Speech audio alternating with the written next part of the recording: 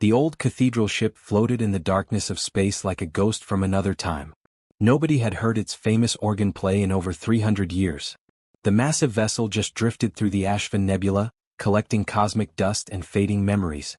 Commander Zithra stepped through the airlock with her boots clicking against the metal floor. She was a Dragoness warrior from the Draconese Empire, and everything about her screamed power. Her scales shimmered crimson and gold under the dim emergency lights. When she moved, her tail swept behind her like a weapon ready to strike. She looked around the cathedral's main hall and wrinkled her snout in disgust. Dust covered everything. Paint peeled from the walls. Broken panels hung loose from the ceiling. To her, this wasn't a treasure worth fighting over. It was junk. "This is what you humans call sacred?" Zithra's voice boomed through the empty space. "I've seen garbage scows in better condition."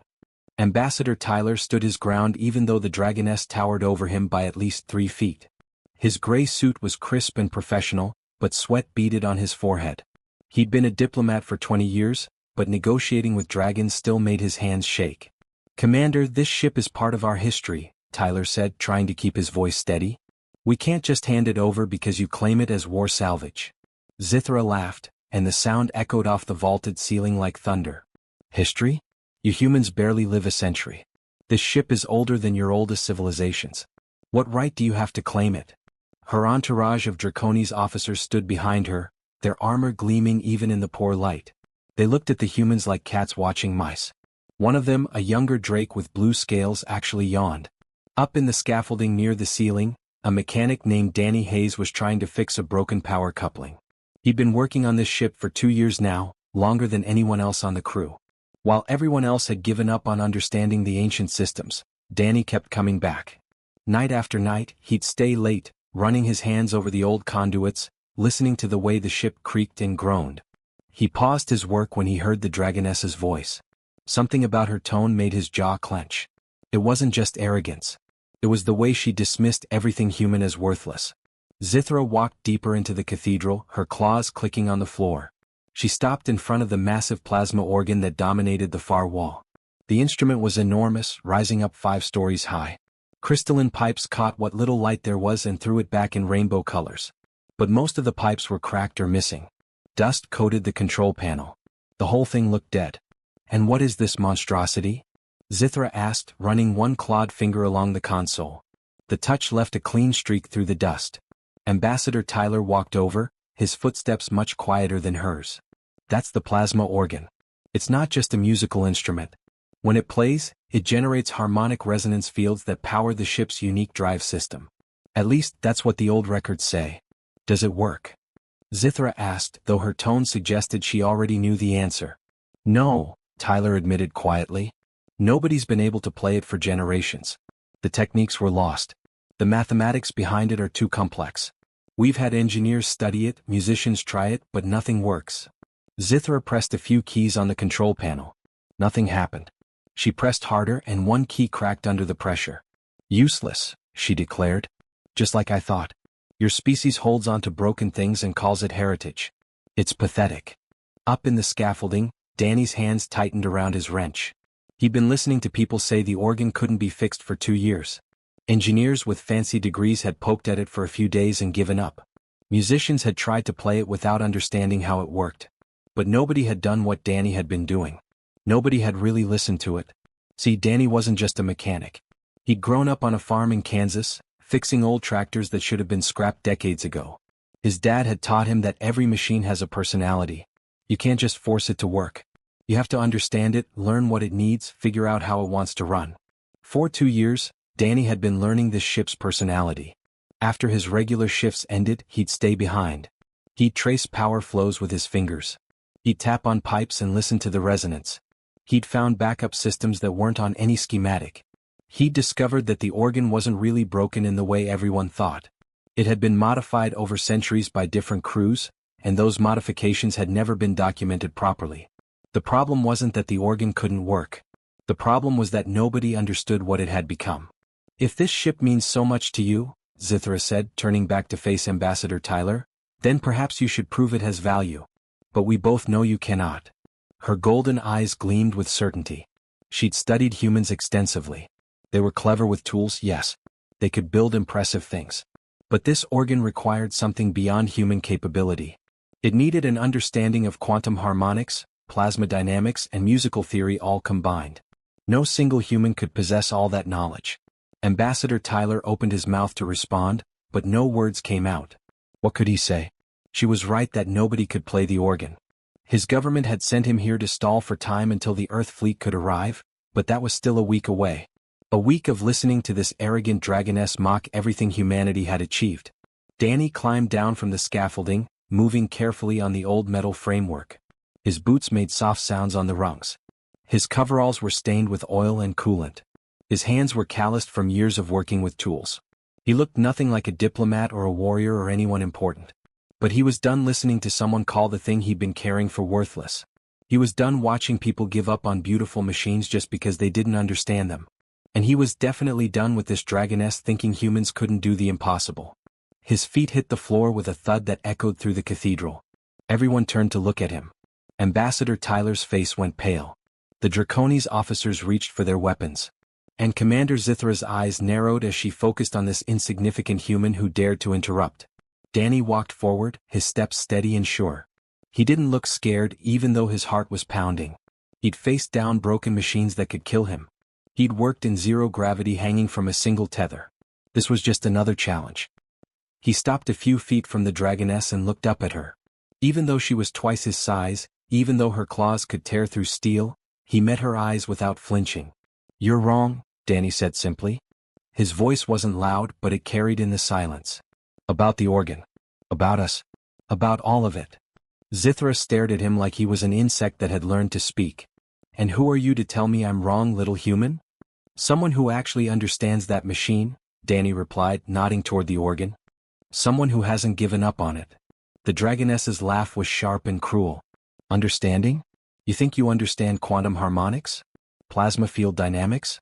The mathematical relationships between dimensional resonance frequencies?" "No," Danny admitted. "But I understand that machine. And that's what matters." Commander Zithra stared at Danny for a long moment, her golden eyes studying him like he was some kind of puzzle she couldn't quite figure out. Then she threw her head back and laughed so hard the whole cathedral seemed to shake.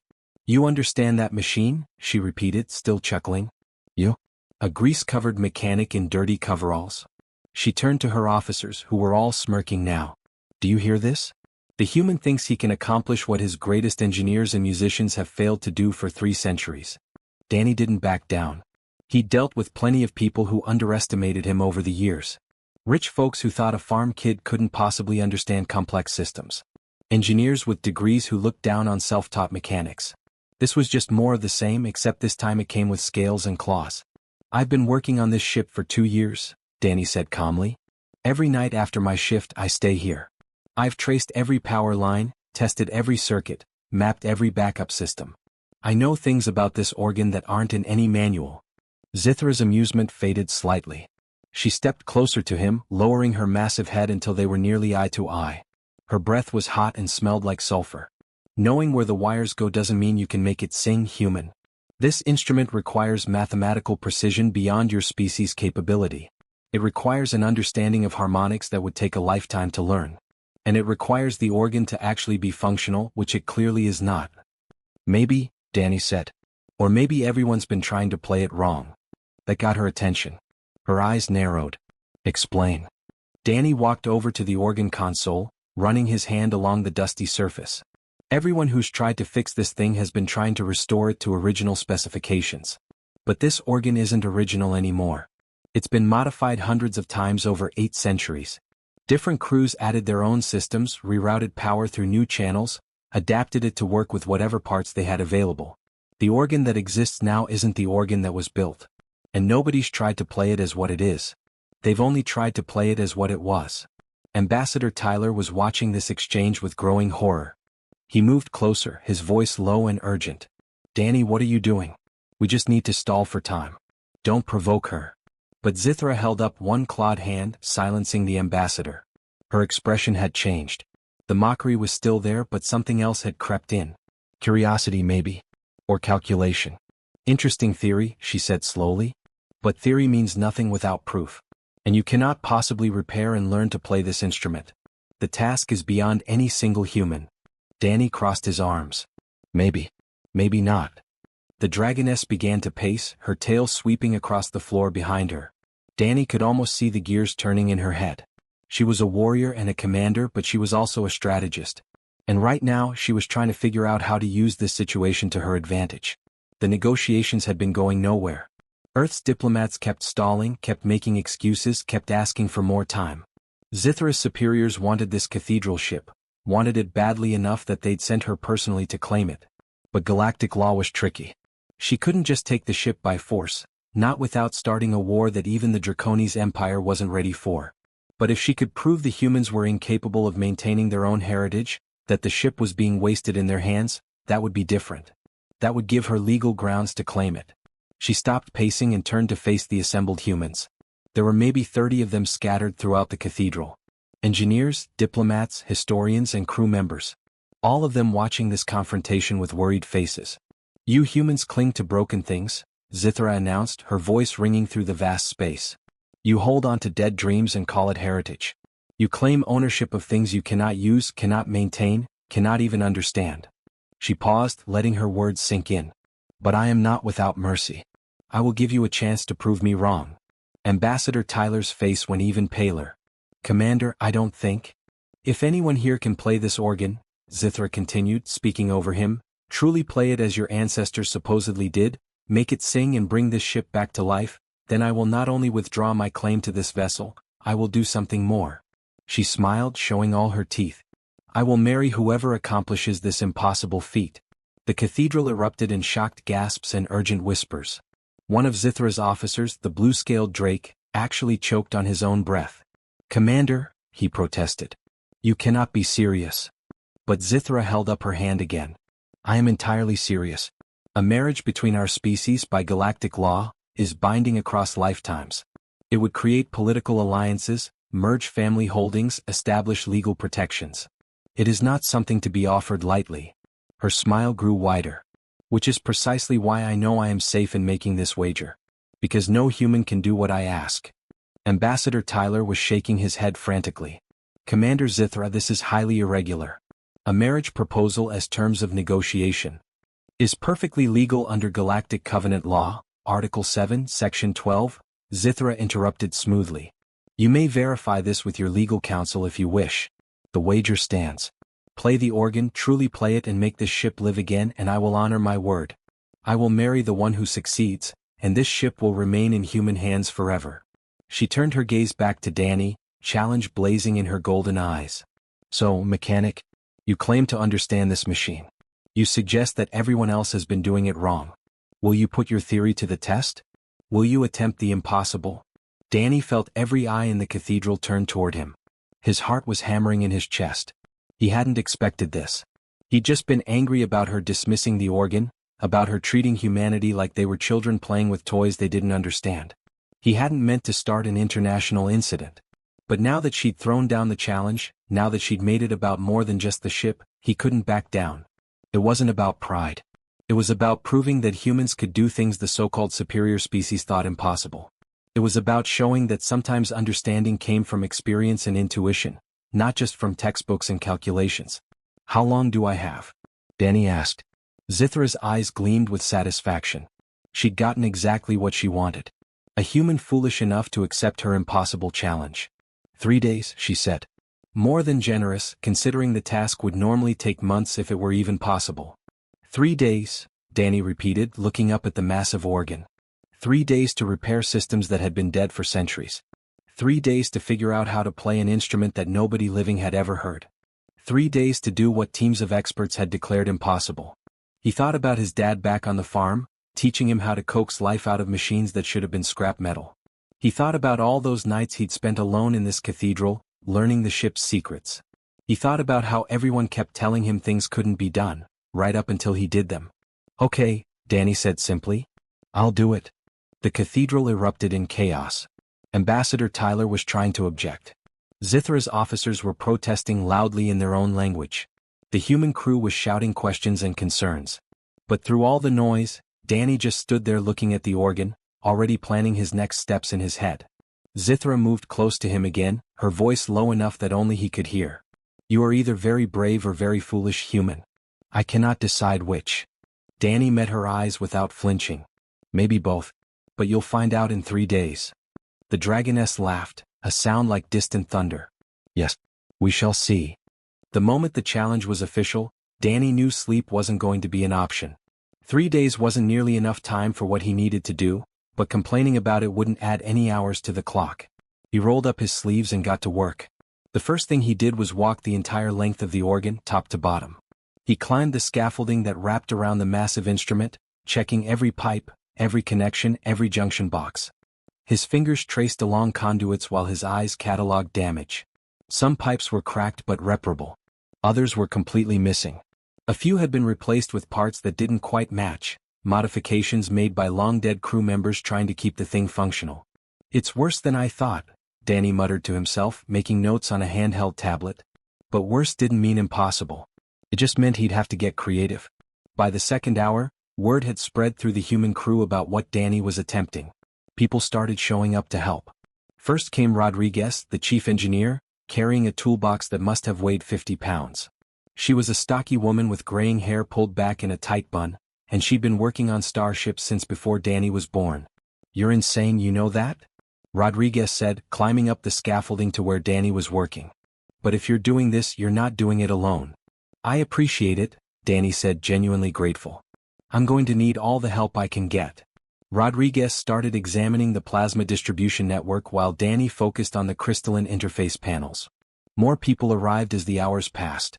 Wilson, a young technician fresh out of training, brought specialized diagnostic equipment. Patterson, one of the historians who'd been studying the ship's logs, showed up with printouts of ancient technical manuals written in 3 different languages. These are from the original Valerian builders, Patterson explained, spreading the documents out on a makeshift table. Most of it's degraded, but I've been working on translations. There's stuff in here about harmonic frequencies that nobody's paid attention to in centuries. Danny barely glanced up from the power coupling he was repairing. Can you figure out the frequency ranges for each pipe section? I can try, Patterson said, already flipping through pages covered in faded text and strange symbols. The work was exhausting and tedious. Every fix seemed to reveal 2 more problems. A repaired conduit would power up a section that had been dead for decades, only to show that half the components in that section were corroded beyond use. Danny would reroute through backup systems, then discover those backups were connected to other systems that were also broken. It was like trying to solve a puzzle where the pieces kept changing shape. Ambassador Tyler came by around midnight, looking haggard and worried. Danny, listen. You don't have to do this. We can tell Commander Zithra that the challenge was made under duress, that it's not legally binding. It's binding enough, Danny interrupted, not stopping his work. And I'm not backing out. But even if you get it working, you'd have to learn to play it.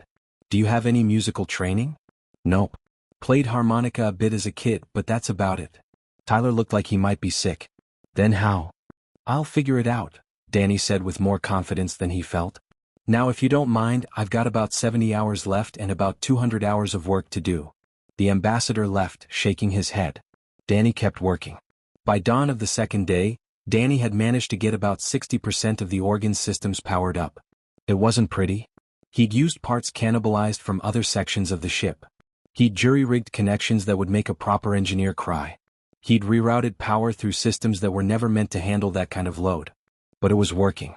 That's when Rodriguez pulled him aside, concern written across her weathered face. Danny, we need to talk about the harmonic resonance issue. What about it? The organ doesn't just play music. It generates resonance fields that interact with the ship's drive system. If you get the frequencies wrong, even by a little bit, you could overload the plasma conduits. Best case scenario, you blow out the organ. Worst case, you crack the ship's hull. Danny wiped sweat from his forehead. So I need to get it exactly right. Not just right. Perfect. And Danny, the calculations involved are incredibly complex. Even with computers, it would take weeks to map out all the harmonic relationships. Then I guess I can't rely on calculations, Danny said quietly. What he didn't tell Rodriguez was that he'd been thinking about this problem for months. The organ wasn't meant to be played by calculations. It was meant to be played by feel, by intuition, by understanding the relationship between sound and energy in a way that went beyond mathematics. The original Valerian players hadn't been using computers. They'd been using something else. Something that Danny was only beginning to understand. Commander Zithra started showing up to watch him work. At first, Danny thought she was just there to mock him or to enjoy watching him struggle. But as the hours passed, he noticed she was actually studying what he was doing. Her golden eyes would track his movements as he worked, and sometimes he'd catch an expression on her face that looked almost like curiosity. On the evening of the second day, she approached while he was testing one of the lower pipe sections. The note that came out was rough and uneven, but it was a note. Actual sound from an instrument that hadn't made a peep in 300 years. "You're making progress," Zithra observed. It wasn't quite a compliment, but it wasn't mockery either. "Some," Danny admitted, too tired to be guarded. He'd been awake for over 40 hours straight. His hands were shaking from exhaustion and too much coffee. "Why are you doing this?" she asked suddenly. "You must know the odds are against you. Even if you repair the instrument, learning to play it in time is virtually impossible. You could walk away. Save yourself the embarrassment of failure." Danny looked up at her, at this massive warrior from a species that lived for centuries and commanded respect across the galaxy. "You really don't get it, do you?" "Get what?" "This isn't about winning your challenge. This isn't about proving I'm better than you or showing off." He gestured to the organ. "This thing is beautiful. Somebody built it with care and skill. Generations of people maintained it, modified it, kept it alive long past when they probably should have scrapped it. And now it's been sitting here silent, forgotten, gathering dust. That's wrong. Something this beautiful deserves to sing again, whether you're here to witness it or not." Zithra was quiet for a long moment. "Your species is strange," she finally said. "You form emotional attachments to objects, to machines. It's inefficient." "Maybe," Danny said, turning back to his work. "But it's also what makes us human." She left without another word, but Danny caught something in her expression as she walked away. Not respect, not yet. But maybe the beginning of understanding. The second night was the hardest. Danny's body was screaming at him to rest, but there was still so much to do. Patterson had figured out most of the frequency ranges, but the data was incomplete. Wilson had the diagnostic equipment running constantly, feeding Danny information about which systems were stable and which were on the verge of failing. Rodriguez was working on the plasma flow regulators, trying to ensure they wouldn't overload when the organ reached full power. Around 3 in the morning, Danny's hands started cramping so badly he couldn't hold his tools. Wilson forced him to take a 15-minute break, practically shoving a protein bar and a bottle of water into his hands. "You're going to collapse if you don't pace yourself," Wilson said. "Can't afford to pace," Danny replied through a mouthful of protein bar. "Clock's ticking." "The clock won't matter if you're unconscious." Danny knew Wilson was right, but every minute he spent resting was a minute he wasn't working. Still, he forced himself to sit for 15 minutes, letting his muscles recover slightly before diving back in. By the morning of the third day, the organ was as ready as it was going to get. It wasn't perfect. Some pipes were still cracked. Some connections were held together with hope and wire. But it would work. Danny was sure of that much. Now came the impossible part. He had to figure out how to actually play the thing. The cathedral filled up fast on the third day. Word had spread through local space about the impossible wager between the human mechanic and the Draconese commander. Ships arrived from neighboring sectors carrying diplomats, traders, journalists, and curious onlookers from a dozen different species. Everyone wanted to witness either a historic moment or a spectacular failure. Danny sat alone in front of the organ console, staring at the crystalline interface panels that glowed softly under his hands. His eyes were bloodshot from lack of sleep. His fingers were covered in bandages from cuts and burns collected over 3 days of non-stop work. His whole body ached in ways he didn't know were possible. Behind him, the cathedral buzzed with conversation. He could hear the clicking of camera equipment, the murmur of translators working in multiple languages, the rustle of hundreds of beings finding their seats. But Danny blocked it all out. Right now there was only him and the organ. Patterson had given him sheets of translated music from the old Valerian archives. The notes meant nothing to Danny. He couldn't read traditional music notation, and these were even more complex, with symbols he didn't recognize indicating harmonic resonances and plasma flow patterns. He tried to memorize them, but his exhausted brain couldn't hold on to the information. So he'd have to do this differently. He'd have to trust his instincts. Rodriguez approached from the side, her voice low. "The plasma regulators are holding steady. All systems show green. As ready as we're going to get." "Thanks," Danny said quietly. "For everything. Don't thank me yet. Save it for after you either make history or blow us all up." She tried to smile, but worry creased her face. "You sure about this?" Not even a little bit, Danny admitted. But I'm doing it anyway. Commander Zithra took her place in the front row, seated on a platform built to accommodate her size. She wore ceremonial armor today, polished to a mirror shine. Her officers flanked her on both sides, their expressions unreadable. When her eyes met Danny's across the cathedral, he saw something he hadn't expected. Not mockery. Not amusement. Something closer to concern. Ambassador Tyler stood up to address the crowd. His voice shook slightly as he spoke. Ladies, gentlemen, and honored guests. 3 days ago, Commander Zithra of the Draconese Empire issued a challenge. If a human could repair and play the ancient plasma organ of this cathedral ship, she would withdraw all claims to the vessel and enter into marriage bonds with whoever succeeded. He paused, wiping sweat from his forehead. Today, Mechanic First Class Danny Hayes will attempt to meet that challenge. The crowd erupted in applause and excited chatter. Danny barely heard it. His focus was entirely on the organ now, on the hum of energy running through newly repaired circuits, on the faint vibration he could feel through the console. Zithra rose from her seat, her voice cutting through the noise. Before you begin, human, I want to say something. Danny turned to look at her. The entire cathedral went silent. You have already accomplished more than I believed possible, Zithra said, and there was no mockery in her tone now. You have repaired systems that my own engineers declared beyond salvation. You have done this without advanced computers, without a team of specialists, with nothing but determination and these. She gestured to her own clawed hands indicating his human ones. You have earned respect regardless of what happens next. If you wish to withdraw now, to walk away with honor intact, I will not think less of you. For a moment, Danny was tempted. His body was screaming for rest. His mind was foggy with exhaustion. The smart thing would be to accept the out she was offering, to claim a partial victory and live to fight another day. But then he thought about all those nights he'd spent alone in this cathedral. About the way the ship seemed to speak to him through its creaking metal and humming systems. About the beauty of this massive instrument that had been silent for so long. I appreciate that, Commander, Danny said, standing up to address her properly. I really do. But I didn't spend 3 days getting this thing working just to walk away now. This organ deserves to sing. And I'm going to make sure it does. He sat back down at the console before she could respond. His hands hovered over the crystalline keys. They were warm to the touch, pulsing gently with contained energy. Each key was connected to multiple pipes, multiple harmonic resonators, multiple plasma conduits. Press them wrong and the whole system could overload. Press them right and something beautiful would happen. Danny took a deep breath and let it out slowly. Then he closed his eyes. The first key he pressed was almost random. A low note that rumbled through the cathedral like distant thunder. The sound was rough, unpolished, but it was there. Actual music from an instrument that had been dead for 3 centuries. He pressed another key. Then another. Not following any sheet music or calculated pattern. Just feeling his way through it, listening to how each note responded, how the harmonics built on each other. It was like learning to speak a new language, except he was making up the words as he went. The notes were clumsy at first. Several times he hit wrong combinations that made harsh, discordant sounds. The crowd shifted uncomfortably. Danny heard someone whisper that he was failing, that this was exactly what everyone expected.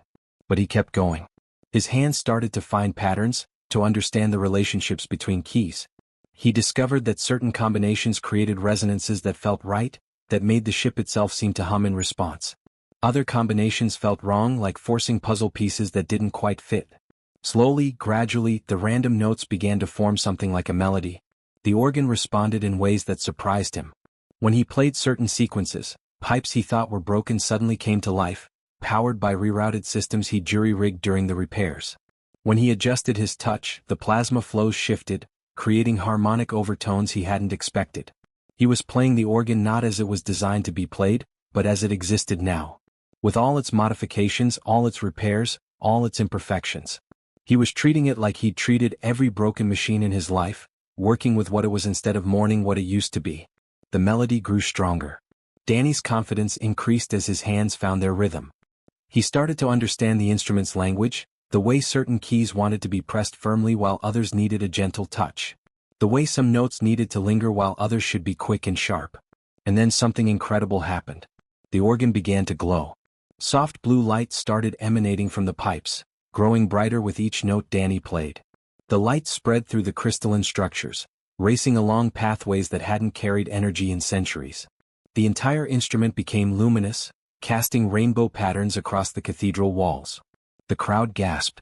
Even Zithra leaned forward in her seat, her golden eyes wide. Danny opened his eyes and saw what was happening. The harmonic resonance wasn't just making sound. It was activating the ship's ancient drive systems. The plasma organ was doing what it was designed to do, converting musical harmonics into energy that flowed through the cathedral ship's dormant systems.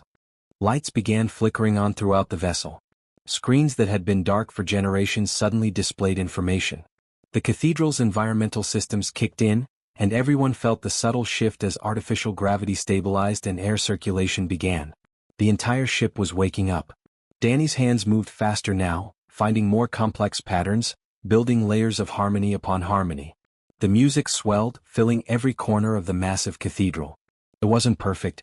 Some notes were still rough. Some harmonics weren't quite balanced. But it was alive. It was real.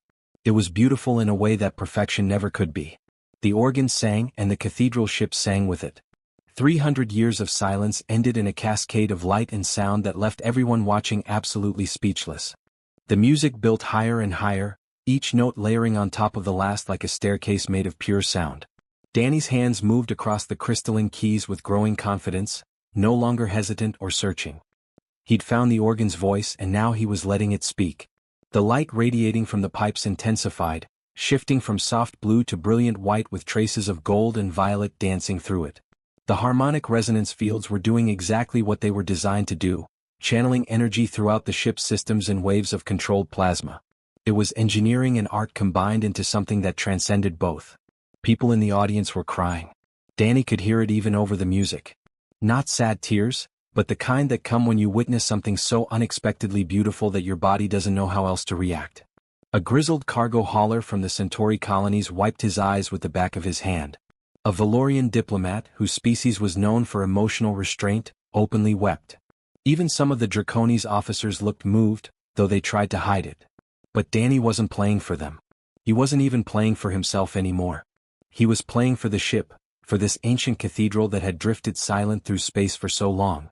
He was playing for every crew member who'd ever walked these halls, for the original Valerian builders who'd created this magnificent instrument, for everyone who'd believed that broken things could be made whole again. The melody shifted, becoming something no one had ever heard before. It couldn't have been played on any other organ in the galaxy because it required this specific instrument with its unique history of modifications and repairs. Every jury-rigged connection Danny had made, every cracked pipe he'd worked around, every backup system he'd rerouted through became part of the music's character. The imperfections weren't flaws. They were what made it special. Commander Zithra sat frozen in her seat, her clawed hands gripping the armrests so tightly the metal groaned. Tears streamed down her scaled face, leaving glistening tracks that caught the light.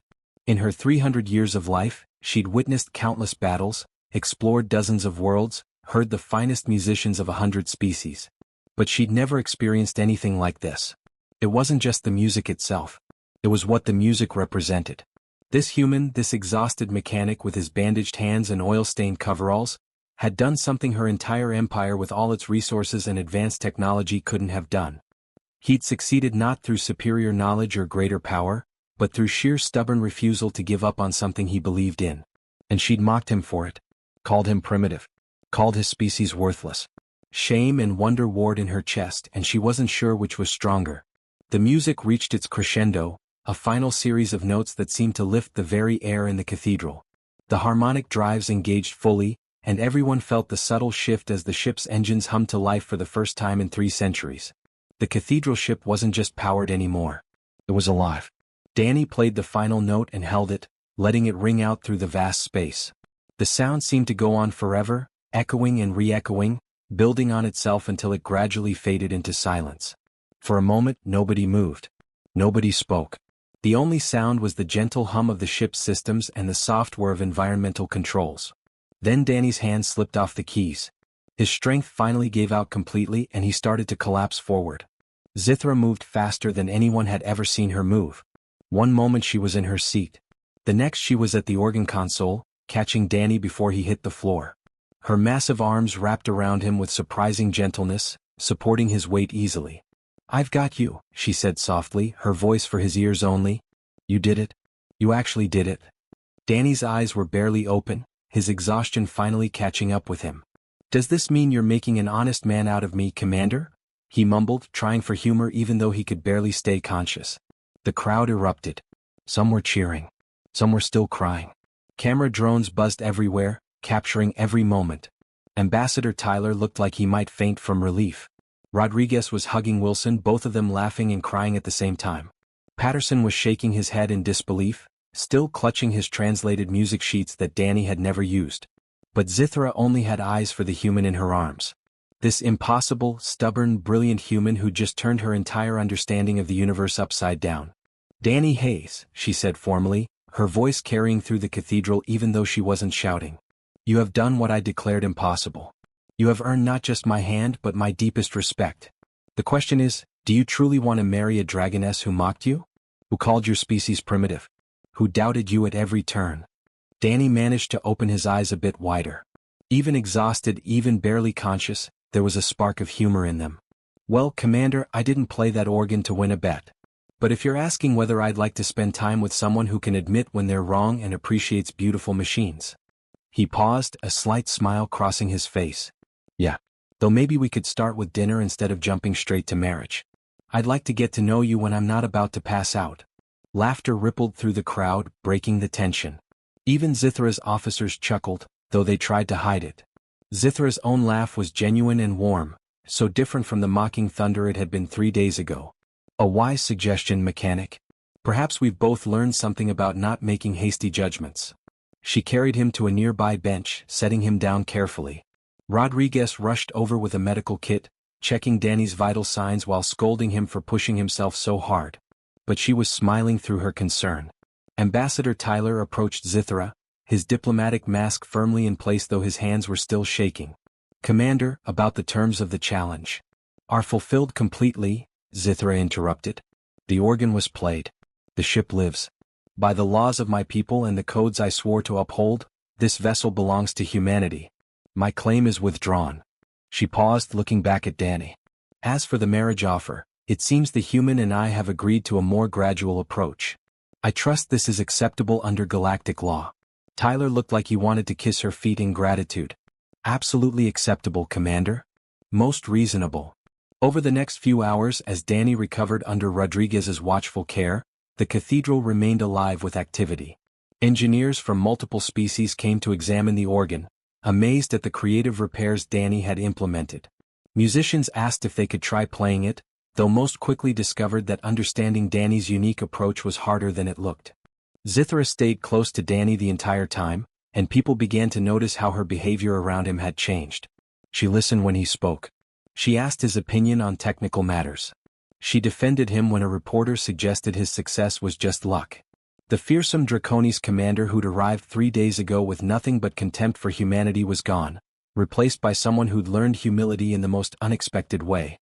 As evening approached and the crowds finally began to disperse, Danny and Zithra found themselves alone in the cathedral. He was still exhausted but recovering, sipping water and eating the protein bars Rodriguez had forced on him. Zithra sat beside him on the bench, her massive form somehow managing to look almost comfortable in the human-sized space. "What will you play next?" she asked quietly, looking up at the organ that now glowed softly with residual energy. Danny followed her gaze. "Whatever the ship wants to tell us. These old vessels always have more stories in them. You just have to know how to listen." "Will you teach me?" Zithra asked, and there was no pride in the question, only genuine curiosity. "To listen the way you do? To understand machines as living things?" "If you'll teach me about your empire's technology," Danny replied. "Fair trade." She smiled, and it was nothing like the predatory grin she'd worn when they first met. "I believe we have an accord, mechanic." They sat in comfortable silence for a while, watching the light play across the organ pipes. Around them, the cathedral ship hummed contentedly, its systems running smoothly for the first time in centuries. Danny had come here 2 years ago as just another mechanic on just another assignment. Now he was the man who'd brought a legend back to life, who'd proven that human determination could overcome impossible odds, and who'd somehow managed to earn the respect of one of the galaxy's proudest warrior species.